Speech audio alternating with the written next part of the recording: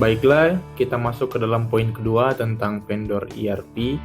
Vendor dari sistem ERP biasanya terbagi berdasarkan ukuran perusahaannya.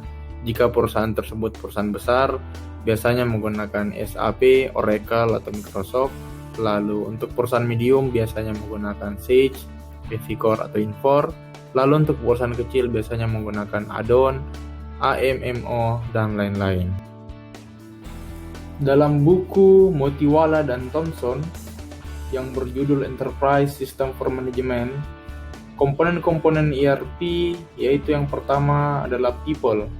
Terdapat orang-orang yang terlibat di dalamnya yaitu staf IT dan pengguna dari sistem ERP nantinya. Pengguna harus terlibat dalam memiliki peran kunci dalam proyek implementasi ERP sejak awal karena pengguna memiliki tanggung jawab dalam menginput, memproses, dan menghasilkan output dari sistem. Lalu yang kedua adalah proses. Hal ini berhubungan dengan proses bisnis, prosedur, dan aturan, serta proses bisnis dengan menggunakan sistem ERP. Lalu yang ketiga yaitu hardware, yang berkaitan dengan teknologi dalam pengimplementasian ERP. Salah satunya adalah hardware yang meliputi server dan komponen pendukungnya. Lalu yang keempat adalah software.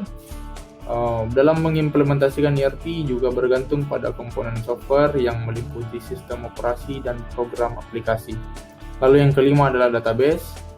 Hal ini berhubungan dengan informasi yang berasal dari pihak internal dan eksternal organisasi yang nantinya disimpan ke dalam suatu penyimpanan bernama database ini.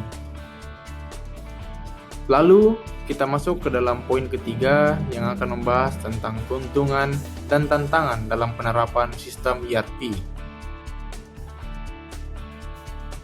Adapun keuntungan dalam penerapan sistem ERP ini yang pertama, sistem ERP menyajikan sisi pandang data dan situasi finansial dari perusahaan yang terintegrasi, menyeluruh, dan enterprise-wide.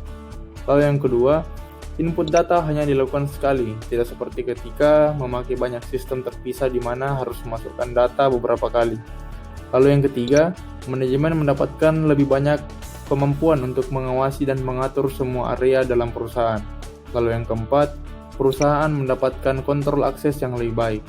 Yang kelima, prosedur dan laporan akan terstandarisasi untuk semua unit bisnis. Yang keenam, pelayanan kepada konsumen menjadi meningkat karena karyawan dengan cepat dapat mengakses order persediaan yang tersedia, informasi pengiriman, dan detail transaksi konsumen di masa lalu.